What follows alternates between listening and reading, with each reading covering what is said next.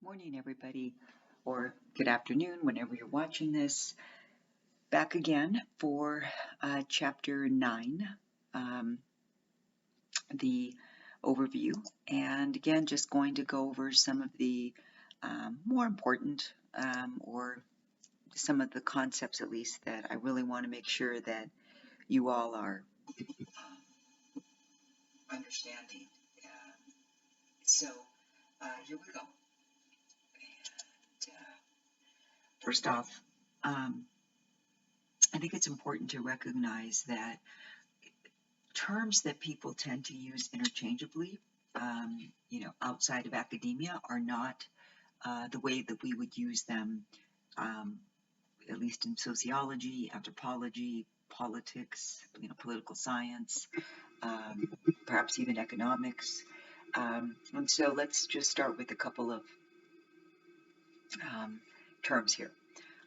First, sex. Sex is easy. Not I mean, defining sex is easy. Sex simply refers to an individual's identity, biological identity, and that's important. Biological identity. Biological identity is binary. That means it's either this or that. So male or female. And my guess is many of you remember from high school biology that double X chromosomes identify a biological female, XY chromosomes identify a biological male. And so that's easy. That's the easy part, just identifying what does sex mean when we think about identity. So male, female. That's the only easy part. The rest of it requires far more thinking and ability to recognize that while biology has a definition of what an individual is, that doesn't necessarily mean that the individual identifies in the way that biology identifies that person. So gender, hold on, let me make sure I go back to this. Yeah. Okay, so that's sex. Then gender. Gender was created in the term gender was created in the 1970s, I would say mid to late 1970s, when there began to be a recognition by academics and others that that was too easy, just identifying somebody biologically. That there are people who do not necessarily identify the way that biology identifies them. And thus the term gender was created. And gender is an improvement over sex because gender is referring to all of the traits that individuals and a group have that society considers normal for its members who are male or female. So it includes physical characteristics, behavioral characteristics, personality traits.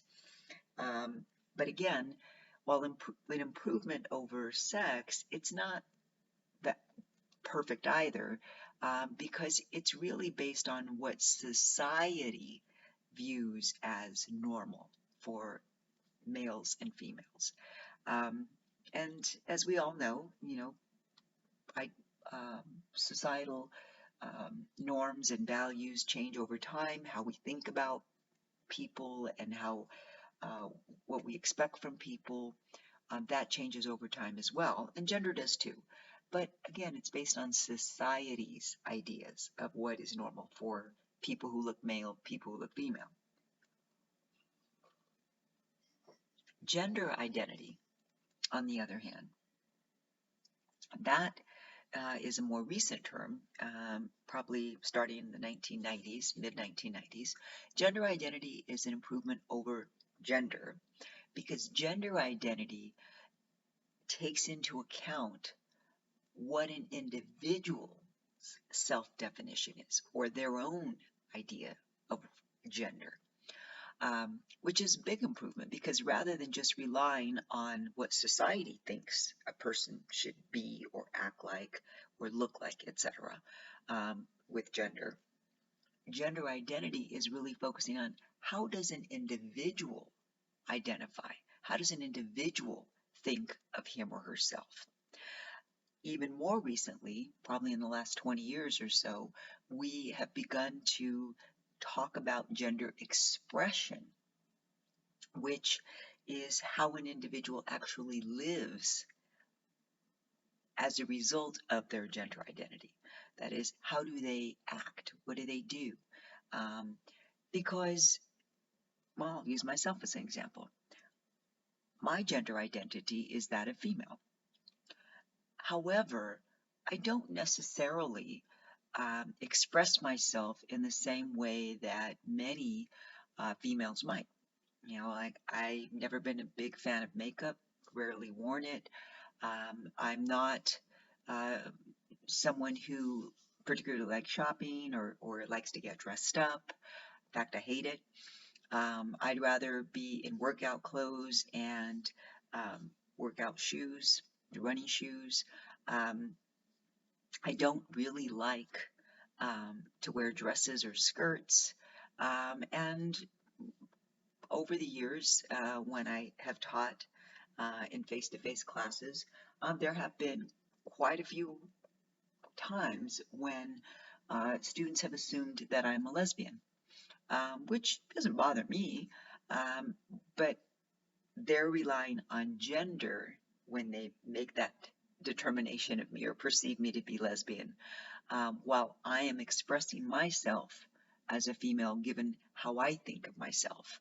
And so you can see how just relying on gender causes you perhaps to make mistakes in how you perceive someone, whereas gender identity and gender expression are much more focused on the individual. So just want to make sure that those are terms that you understand, um, have have have an impact on how we treat others.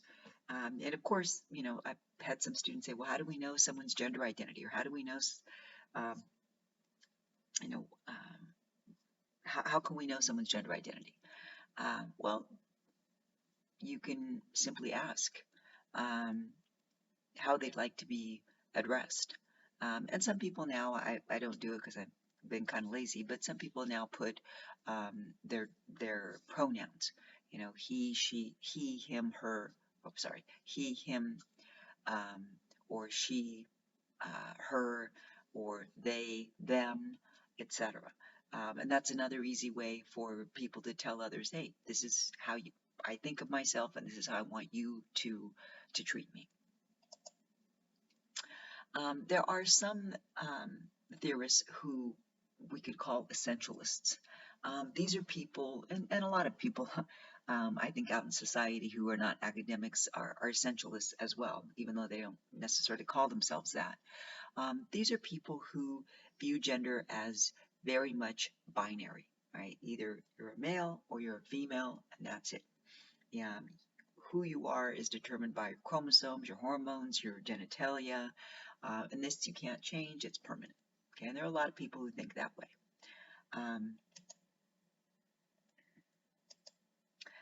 However, most sociologists use a more constructionist approach to how we think about and how we study sex and gender and sexuality.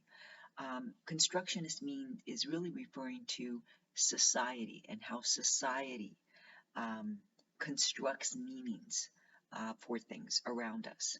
And we see this as well in Chapter 8 when we talk about race and how it is socially constructed. That is, it means what society says it means. The same thing is true of sex and gender.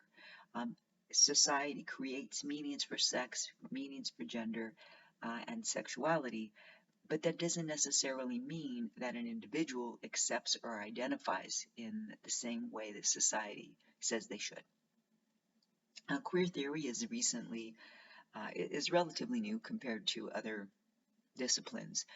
Starting in the, I would say, mid to late 80s, there began to be more and more academics who began to emphasize and recognize that it was important to understand the differences in the ways that people identify, that is just as valid as some of the theories that were out there that were mainstream theories. Queer theorists typically reject the idea that society should or has any right to tell people how to identify and what they should call themselves. People should be, in queer theorist views, people should be free to identify themselves in the way that makes sense for them. And the society should accept the way that they identify. I'm a strong believer myself that if someone tells me that they identify in a particular way or that they've had a particular experience, it's not up to me to judge that experience. It's not up to me to judge that identity. Because I'm not in that person's body. I'm not in that person's psyche. I do not know. And so all I can do is take that person at their word, and believe that that is their experience, or believe that that is their identity. It's not up to me to judge it. So now we go to sexual orientation, and I'm sure this is a term that most of you have heard of. Sexual orientation is the types of attractions that we have to others. And there are, of course, people who are heterosexual, some who are homosexual, some who are bisexual. That's along the spectrum of what we think of as sexual orientation. More recently, we've even begun to identify and accept and hopefully to value people who say that they are asexual, or people who say that they are pansexual, that they love more than one person at a time. And also people who are asexual, people who say, sex really doesn't do anything for me. I'm just as happy not having sex. All of those types of experiences are ones we should accept because we are not in those individuals' bodies or psyches. This is what's called the Kinsey continuum. Alfred Kinsey came up with this, in the 1950s, so more than 50 years ago, in the late 40s, early 50s, so about 60 years ago now. And this was based on years of research. And this scale, this continuum that he came up with, you see it has two bipolar ends, one at 0, one at 6. And in between are numbers. And of course, each number has an explanation. So I'll go through this. And again, keep in mind that he came up with this after 15, 20 years of research in the 40s and the 50s.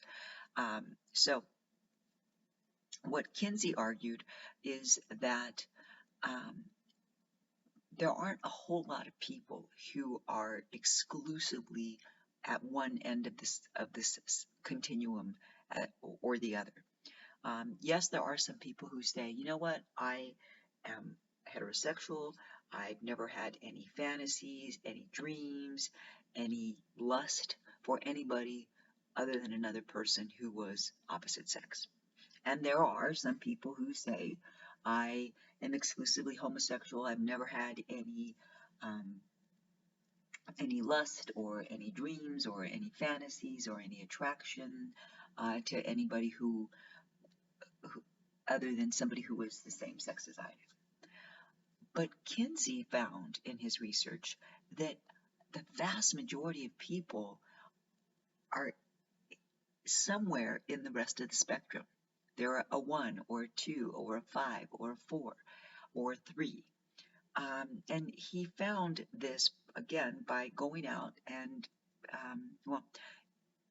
I don't want to go too much into how he did this, but I find it extraordinary that he was such a strong believer that in order to be able to get people to be honest about their sexual proclivities, you had to build up a rapport with that person. You couldn't just give somebody a survey and expect them to be honest. You couldn't just ask someone, face to face, a series of questions and expect them to be honest with you. What Kinsey believed is that you've got to earn their trust. You've got to earn their respect. And you can only do that by talking to that person and building up a rapport with that person before you could then begin to ask the questions about sex, sexual identity, sexual behavior, etc. And that takes time. And he trained 4 other people to work with him because he believed that not just anybody could do this work, not just anybody could build up rapport, that it takes a special kind of person. And I agree with him on that.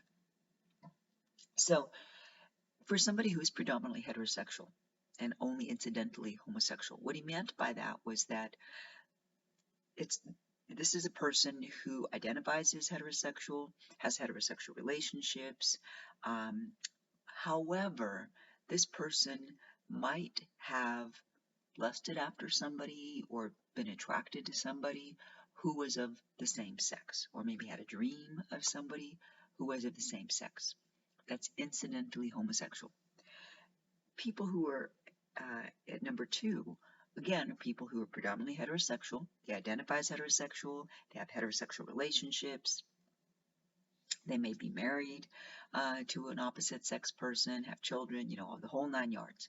However, these are people who may have experimented with someone of the same sex, or who may have had a fantasy or dream about somebody of the same sex, maybe, as I said, have experimented a bit with homosexual encounter with, that is maybe kissing or making out with somebody of the same sex, or maybe even once or twice in their lives or over time have had an occasional sexual encounter with somebody of the same sex.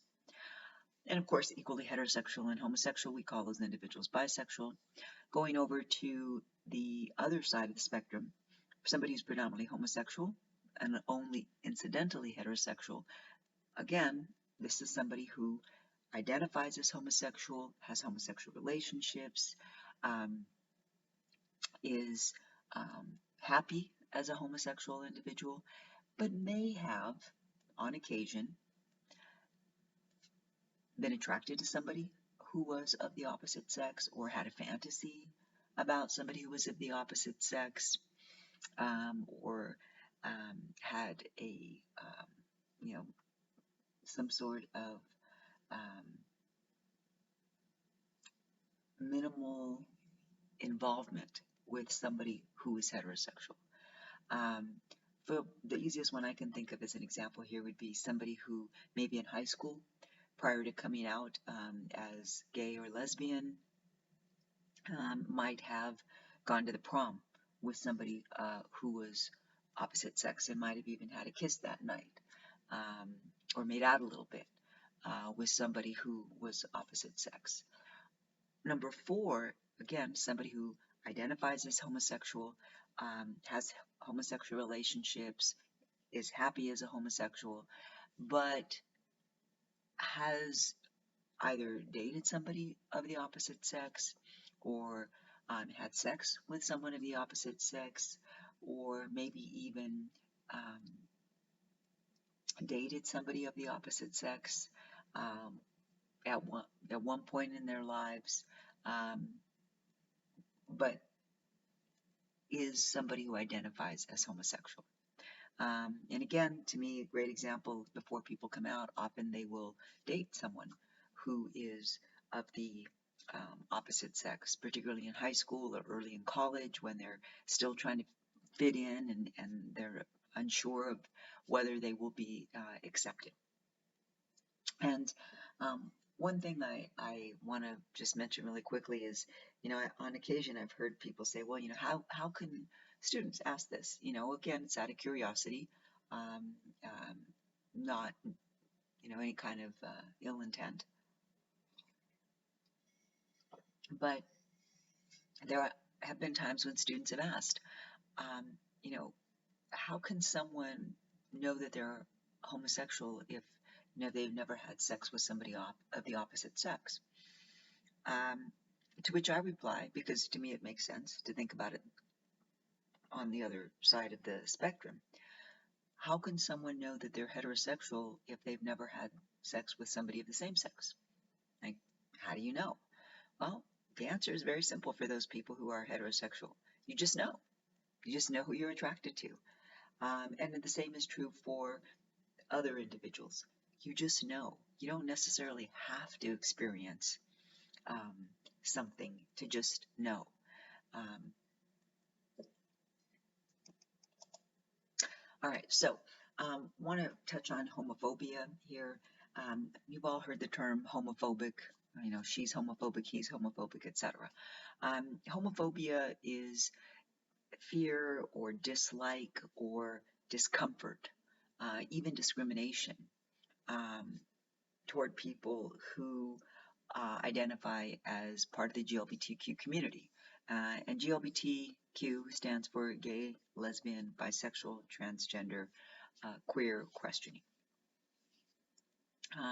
Misogyny, because remember this chapter is about sex, gender, and sexuality. Misogyny is a term that is used to describe a person or a society or an institution that operates on ingrained prejudice and even discrimination against women. And misogyny, if we're using it to describe a person, a misogynist is somebody who doesn't like women or has contempt for women or possibly hates women or, to me, more commonly, devalues women.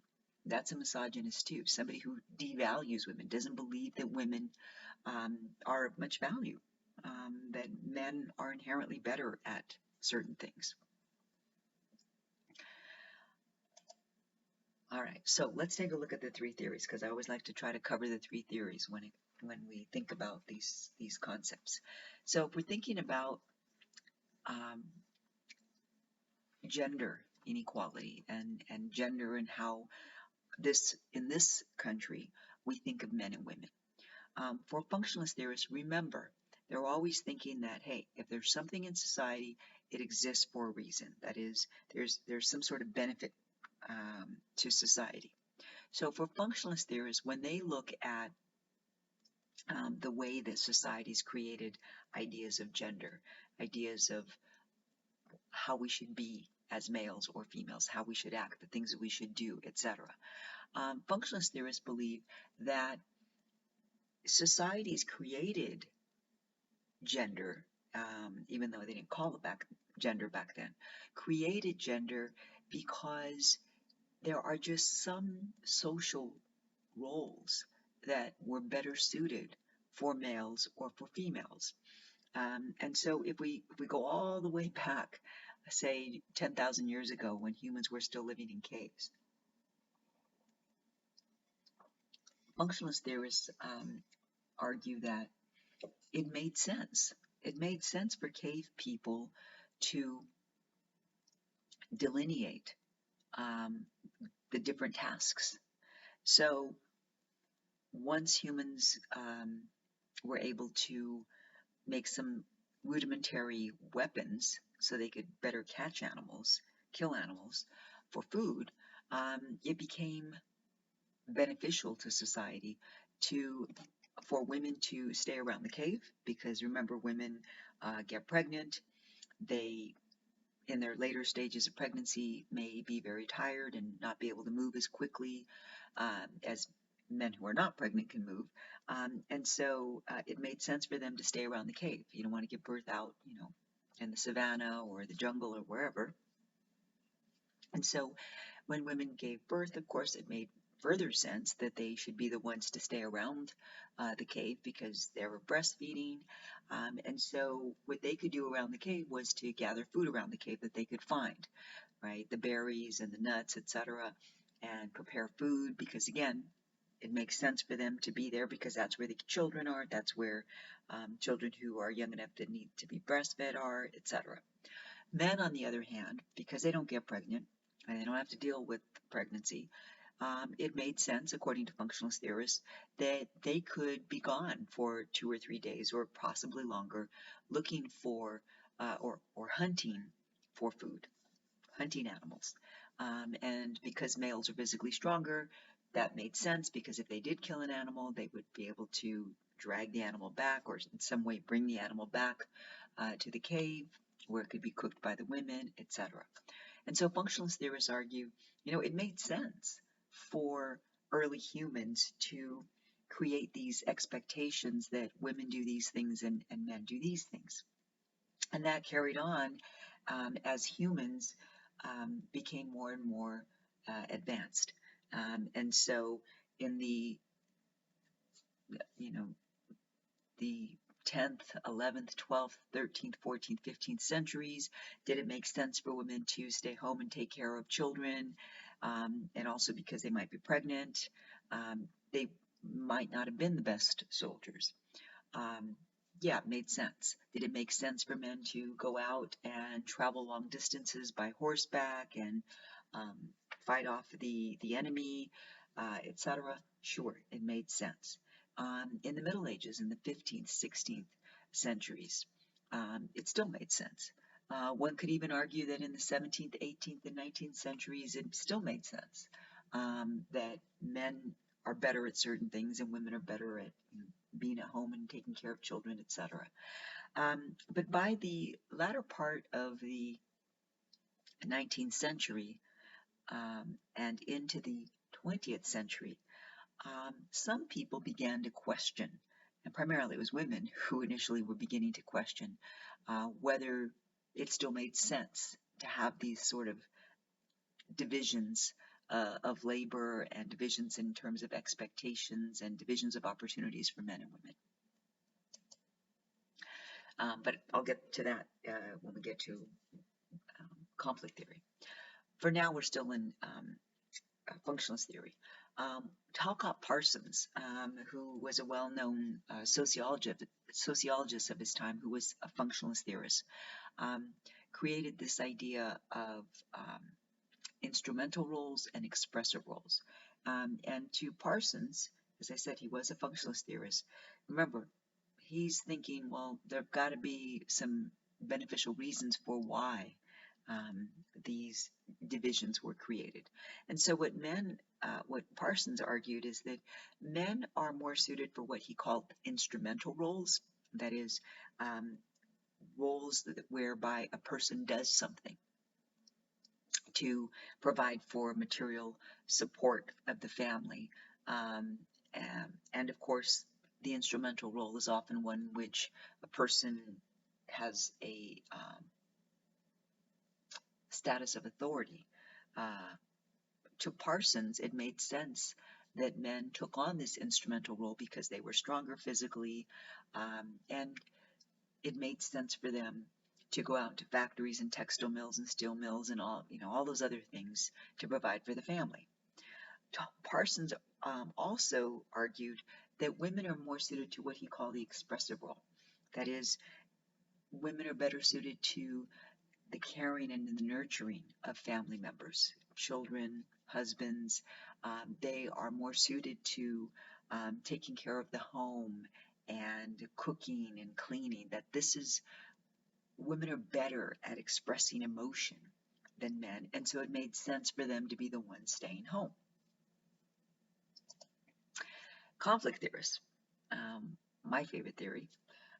Conflict theorists, of course, look at what functionalist theorists are arguing and say, well, might have been a time 10,000 years ago when that made sense, maybe even 500 years ago that made sense. But certainly by the time of the Industrial Revolution, it didn't make all that much sense anymore. conflict theorists, remember, are focusing on the idea of who has the power and the wealth and the resources, and how are they using those things to advantage themselves and disadvantage others. And for conflict theorists, they look at what they believe to be a clear evidence that historically men have used their um, that their resources, their privileges, to create societies such and laws and institutions that benefit them and help them maintain their power and their privileges. And of course, what we know is that those disadvantaged women. For example, we all know that there, in every country, there was a time when women couldn't vote. Well, who did that benefit? And who made that law that only men could vote?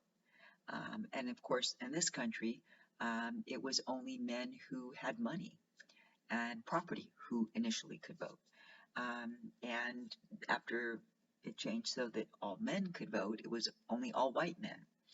And after it changed to, with the passage of the 15th Amendment, back in 1871, I believe, that even freed slave men could vote, or freed men, former slaves could vote. White men made sure that it was very difficult for black men to vote. And when women were finally granted the right to vote with the 20th Amendment, again, it wasn't necessarily something that women were encouraged to do, particularly by their husbands or their fathers. And so that's just one piece of the puzzle. Think about education. For a long time, women were not allowed to go to college. Yale, Harvard, Princeton, all the old Ivy League schools on the East Coast, they didn't admit women. And hence, women's colleges were created by women for women, because women were not allowed to go to college. Women were not allowed in most states initially to become doctors or lawyers or engineers or architects, etc.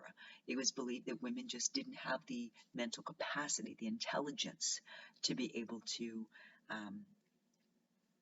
do those types of jobs, even with education and training. For social interaction, for symbolic interactionists, remember that they're really focused on how do we perceive each other, and how do we treat each other based on those perceptions, and how does our behavior change depending upon which groups we're in. And so for symbolic interactionists, they are really interested in how does gender, the way that it is socially constructed within societies, how is it maintained by society, and how is it reproduced in our everyday lives so that we don't even think about it. And without even being aware of it, we may be accepting and perpetuating some of the ideas and the stereotypes that have negative impacts on people around us. So let's just think about everyday items that we all use. Okay, so let me take a drink of coffee here before I continue on. All right, so I don't know how many of you have noticed this, but I notice it all the time. Let's say you're a male and you want to buy a razor. So you go down the aisle where all the razors are and all of the different shave creams are. And what you'll notice is all the products are in gray or black cans. The razors themselves are, or maybe a dark blue or dark green. And all of the razors are either if they're plastic, they're dark blue or they're black. If they are something other than plastic, maybe they're in some sort of steel, stainless steel sort of shaver. But if you look, and women, individuals who identify as women, you know this because if you go to the next aisle, usually there are separate aisles. Um, the very same products for women are in um, light, bright colors, pinks and like a light green or a light yellow, pastel colors. And so are, and not only are the razors made in these colors, so are the shave creams come in containers that again are pastel colors. Um, they're pretty much the same exact product. However, because one is packaged for women and one is packaged for men, they come in different colors and they probably are different prices. Look at toothbrushes. Um, Toothbrushes often are packaged for women in one way and for men in another way. And then my personal pet peeve, uh, which is athletic shoes, like running shoes for me in particular. Most of them come in some sort of pink or pastel sort of color, or if they are gray or black, then they've got these contrasting pink or pretty pastel colors on them. Same thing is true of athletic wear. A lot of it is pink or pastel, other pastel colors. And you look at the men's um, athletic shoes or the men's athletic wear, and it's typically in darker colors. And also, women's athletic wear tends to be much more form-fitting. Men's athletic wear is much more loose-fitting. And the reality is that not all female athletes want things that are clinging to our bodies, particularly when it's hot and we're running. I don't want a racing singlet to be clinging to my body. I want it to be more loose so that as I'm running, the air is able to flow between myself and the garment and hopefully cool me off a bit. And so, again, how do we market things to women? How do we market things to men? And then one last example I'll give you is just look at the commercials today. They're starting to change some, but most of them are still, women who are in the kitchen and, looking at their dirty dishes or looking at the dishes that just came out of the dishwasher and, oh my gosh, my glasses have spots or, I've just washed my dishes and they're not as clean as I want. Oh, use this new cool and groovy dishwashing liquid or use this new dishwashing tablet for your dishwasher and everything will be great. And men are the ones who are trying to fix something and, oh, maybe it's time for a new, appliance, come to our sale. Or, you know, for Father's Day just recently, hey, come to Lowe's, come to Home Depot. We've got everything for your dad. And it's all this, drills and tool sets and all these other things. And what if you have a dad who doesn't like that stuff? Again, it's all of this messaging that probably without really realizing it, we accept. And then we expect other people to represent or to be behave in these same types of stereotypes. And then how do we interact with people based upon how we are perceiving them? Do we interact with somebody differently because that person identifies as non-binary or gender fluid or gender nonconformity, or somebody who identifies as transgender, somebody who identifies as asexual? Do we interact with these people differently because we have these preconceived notions in our heads or preconceived ideas in our heads about how people are supposed to be? My guess is many of us do. And again, it's not out of ill intention. It's just we've been socialized in such a way that without realizing it, we've been programmed really to think of people and to interact with people in a particular way. Feminist theory. Feminist theorists, again, more recent, probably. I remember hearing and reading about feminism in the mid 1970s. I was probably 12 at the time. which may have made me 74, somewhere around there. I remember reading a book that I found in the library. It was called The Feminine Mystique, written by a woman named Betty Friedan. Betty Friedan um, wrote this book in the mid 1960s, and um, apparently it was a game-changing book, particularly for women, because it talked about how women can do more and want to do more than just be wives and mothers, and that they should do more if that's what they want. And I remember reading this book around 12, 13, and it really did open my eyes to this idea that, I didn't have to just be the person that my family wanted me to be. My family wanted me to be just like all the other Mexican girls who were born to immigrant families. And that was, you get married and you have kids and you're satisfied with that. And maybe if you have to have a job, you work in the cannery or, you work in a store somewhere. But that was the expectation for someone like me born in 1962. But that book really made me think, wow, maybe there's more that I could do. I didn't quite know at 12, 13 how I was going to do that, but it got me thinking about maybe I didn't have to be the person that my parents wanted me to be, the person that I was expected to be, not just by my family, but by a lot of society. All right, so gender role socialization, I'm not going to discuss this because I think it's discussed in a lot of detail um, in in the text, so please make sure you read this. I would just add here that the agents of socialization that are discussed are families, schools, peers, and the media. And there's one that I'd add, just as I added in a prior chapter when we talked about socialization. I'd add religion.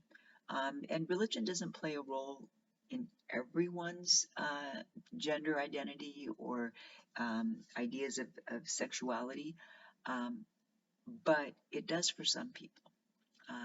And so I do think it's something to consider in terms of how some religions may also shape how we think of ourselves in terms of our gender identity and our sexual orientation, and even our sexuality. Um, all right.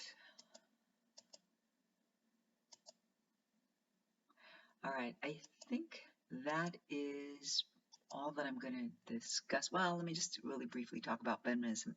Again, feminism is discussed in a lot of detail in the text, but I think it's important to recognize that feminism is not necessarily the way some people think of it. A lot of people think of feminism as only one kind. And it is true that there are um, people who are, for lack of a better word, more militant or more, um, I don't know, judgmental about feminism, about their belief of what feminism is and how people should be. But then there are other types of feminists who simply believe that, and I'm one of them, who believe that there should be, and I won't say equality because I think equality is something we don't always want, but equity between the sexes, because equity is focused on fairness. Some equity when it comes to social, political, and economic opportunities for not just males and females, but for all gender identities, for all sexual identities. Um, and so men certainly can be feminists if you are a male or identify as a male um, who believes that women and other identities should have equitable access to the same, or equitable access to the opportunities politically, socially, economically that you do, then you're a feminist. It's not, it is an F word, but it's not a bad word. Feminism is not a bad word. That's what I want to say. And so there are 3 historical waves of it. You can check those out. So that's it for chapter 9. Those are the major concepts that I wanted to cover.